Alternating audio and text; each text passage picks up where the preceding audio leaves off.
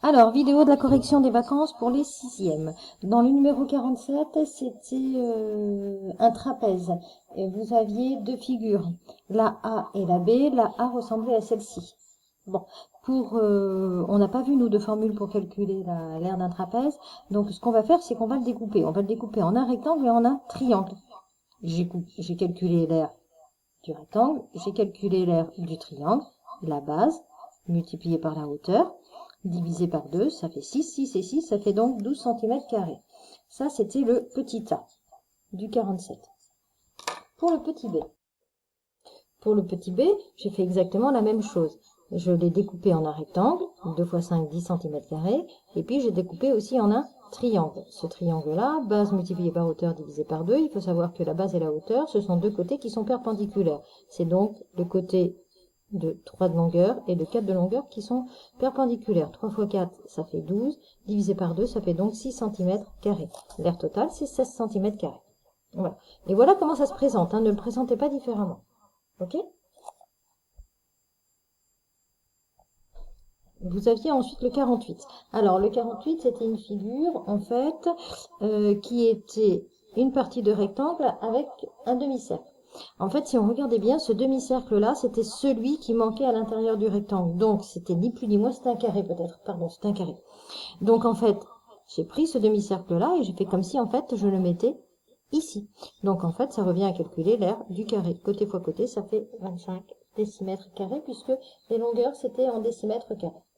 Les longueurs étant décimètres, pardon. Maintenant, on va passer à la feuille d'exercice R et périmètre que vous aviez à faire. On commence par l'exercice numéro 1. Alors là, il faut faire attention. On nous dit que le périmètre d'un carré, c'est 20 cm. Donc le carré est de côté combien? Eh bien, qu'est-ce qui fait 20 quand on fait 4 fois quelque chose? Eh bien, c'est 4 fois 5. Pareil pour le deuxième. On nous dit que la longueur du cercle, donc tout le tour, d'accord, c'est 4pi. Alors, on sait que la formule d'une longueur de cercle, c'est 2 fois pi fois le rayon, d'accord. Et puis, il faut que j'arrive à 4pi. J'en ai déjà 2, donc il faut bien que ça soit encore remultiplié par 2 pour faire 4, hein, d'accord. Parce que ça fait 2 fois pi fois 2. 2 fois 2, ça fait 4 fois pi. Et c'est bien ce qu'on trouve ici. On continue. Après, on nous dit une valeur approchée. Eh bien là, il n'y a pas de difficulté. Il faut qu'on prenne la calculatrice. D'accord? Étant donné que c'est au millimètre et que là c'est au centimètre, ça va être donc avec un chiffre après la virgule. Donc c'est 18,8. Voilà pour l'exercice numéro 1. Pour l'exercice numéro 2. Alors, là je vous fais voir. L'exercice numéro 2, je l'ai fait sur la feuille. On me demande le périmètre d'un dodécagone, c'est-à-dire 12 côtés. Chaque côté fait 3, donc quand je fais le tour, ben ça fait 12 fois 3, ça fait 36 cm. Pour le 3, pas très compliqué, on nous demande le tour de cette figure ABCD. Donc cette longueur AC ne me sert à rien. Ce qu'il fallait voir, c'est qu'on avait des centimètres, des millimètres, des décimètres, et moi j'ai décidé de tout mettre en centimètres. Donc, AB plus BC plus CD plus DA, puisque je fais le tour de ma figure. Donc 5 plus 4 plus 3 plus 6, ça fait donc 18. 40 mm, c'est 4 cm. 0,6 décimètres, c'est 6 cm. Donc 18. L'exercice numéro 4. Ça, je l'ai fait sur le cahier. En fait, pas du tout l'exercice numéro 4, j'ai aussi fait sur la feuille. C'est le 5, le 6 et le reste que j'ai fait sur la feuille. Donc, on me demande la valeur exacte. Alors, la valeur exacte, c'est un petit peu compliqué. Et en plus, comme on n'est pas en classe, c'est compliqué pour vous. Alors, je vous fais voir. Si vous avez trouvé 37,68, c'est parfait. Ne changez rien. On le réexpliquera l'année prochaine. Alors, d'abord, on nous demande la longueur. Donc, le périmètre, c'est 2 fois pi fois r. J'écris la formule.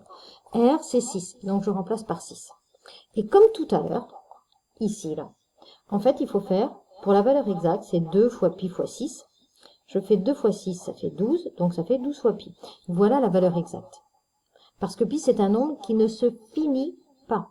Jusqu'à maintenant, on a pris 3,14, ce qui est vrai en sixième, mais c'est pas vrai pour la suite des études. Donc en fait, 3,14, c'est une valeur approchée. Donc, la valeur exacte, c'est 12 pi, et après, quand on prend 3,14, on trouve 37,68, si je ne me suis pas trompée. Hein. Voilà. Si vous avez trouvé 37,68, c'est bon. L'exercice numéro 4 et l'exercice 5 et l'exercice 6, je l'ai fait sur le cahier, ça, j'en suis sûre. Alors, l'exercice 5, en fait, c'était toujours le même schéma. Donc, je reprends ce schéma, le voilà, c'est mon triangle, on est d'accord. Et on nous demande à chaque fois de calculer l'aire, avec des valeurs pour ce petit L et ce grand L qui changent. Alors, je vous rappelle que l'aire d'un triangle, c'est la base multipliée par la hauteur divisée par 2. Voilà ce que j'ai écrit. La base et la hauteur, ce sont les deux longueurs qui sont perpendiculaires l'une à l'autre dans le triangle. Là, c'est petit L et grand L. Donc, pour le premier triangle, c'est 3 fois 5 divisé par 2. On trouve 7,5 cm². Attention. Et puis, pour le suivant, c'est... alors, les valeurs ne sont pas dans les mêmes unités. J'ai tout mis en centimètres. 60 mm, c'est 6 cm en fait. Donc, je fais 6 fois 7,5 divisé par 2. Je ne sais pas pourquoi j'ai mis 3, mais c'est divisé par 2. Et ça donne 22,5. Je vais quand même vérifier avec ma calculatrice pour voir si je ne me suis pas trompée. 6 fois... Alors, je l'allume, c'est mieux. Hein. 22,5. Oui, c'est ça. Donc, ça, c'est l'exercice numéro 5. On y va pour l'exercice numéro 6 qui ressemble terriblement à l'exercice numéro 5. Alors, cet exercice numéro 5, on a aussi un triangle, on est d'accord, et on nous demande de calculer la longueur. L'aire, pardon. Donc, c'est la base multipliée par la hauteur divisée par 2. Ce qui est perpendiculaire, c'est Zn, là. Et puis, cette valeur de 7 cm. Donc, il faut faire 7 fois 10 divisé par 2. Ou 10 fois 7 divisé par 2, ça reviendra au même. Vous obtenez 35 cm². L'exercice numéro 7. On nous demande quelle est l'aire d'un rectangle de 27 cm de long sur 3 cm de large. Bon, moi, je me suis fait un petit schéma. Évidemment qui n'est pas à l'échelle. Hein. Rectangle, 27, 3, on est d'accord. L'aire d'un rectangle, c'est la largeur multipliée par la longueur. 3 fois 27, j'ai trouvé 81 cm².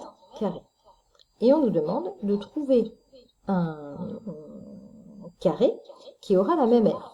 Alors, qu'est-ce que j'ai réécrit? J'ai réécrit que l'aire d'un carré, attendez, je descends un petit peu la caméra, que l'aire d'un carré, c'était le côté fois côté, et ça doit faire 81 cm². Qu'est-ce qui donne 81 dans ma table de multiplication? Donc, c'est bien 9 fois 9. On est d'accord, parce que 9 fois 9 égale 81. Donc, mon carré va être de 9 cm de côté. Je l'ai dessiné, moi, ici. Ouais, pour ne pas perdre de place, j'ai fait l'exercice 8 juste à côté. Donc, on va regarder l'exercice 8 ensemble. Alors, l'exercice numéro 8. On nous demande quelle est encore la valeur exacte. Alors, bon, j'ai fait des deux façons. Quand le disque est de 5 cm de rayon. Donc, la formule, c'est pi fois r au carré ou, c'est la même chose, pi fois r fois r. Donc, pi fois 5 fois 5 fois 5, d'accord. La première fois, j'ai pris 3,14. Donc, 3,14 fois 25, ça fait 78,5. Ou, pour la valeur exacte, on fait 5 fois 5, ça fait 25. Donc, la valeur exacte, c'est 25 pi, en fait. Et j'ai mis ici. D'accord? Et après, on nous a demandé de l'arrondir au millième près, je crois. Oui, c'est ça. Ah non, c'est au millimètre carré près.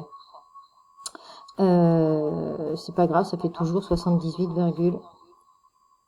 Ça fait pareil.